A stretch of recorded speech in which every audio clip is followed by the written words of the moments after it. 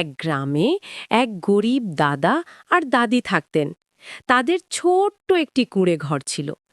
দাদা দিনমজুরি করতেন আর দাদি মানুষের বাড়িতে কাজ করতেন। তারা খুব গরিব হলেও মনটা ছিল খুব ভালো। তারা সব সময় একে অপরকে ভালোবাসতেন আর সুখে থাকার চেষ্টা করতেন। একদিন দাদি কাজ থেকে ফেরার সময় রাস্তার পাশে একটি ছোট থলি পেলেন।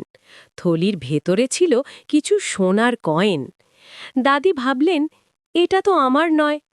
তাই তিনি গ্রামে জিজ্ঞেস করতে লাগলেন, কার থলি হারিয়েছে। ওই গ্রামেই থাকত এক শয়তান মহিলা। সে খুব লোভী আর খারাপ স্বভাবের ছিল।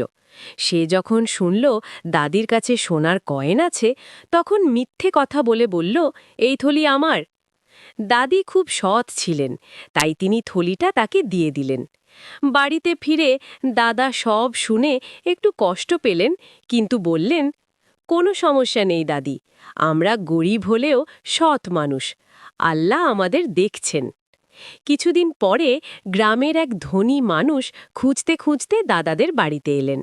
তিনি বললেন, আমার সোনার কয়েনের থলি হারিয়েছিল, শুনেছি আপনি সেটা পেয়েছিলেন।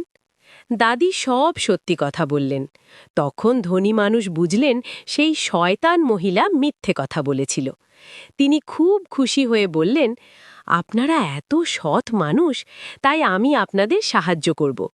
তিনি দাদা দাদিকে অনেক টাকা দিলেন এবং তাদের জন্য একটি নতুন সুন্দর বাড়ি তৈরি করে দিলেন।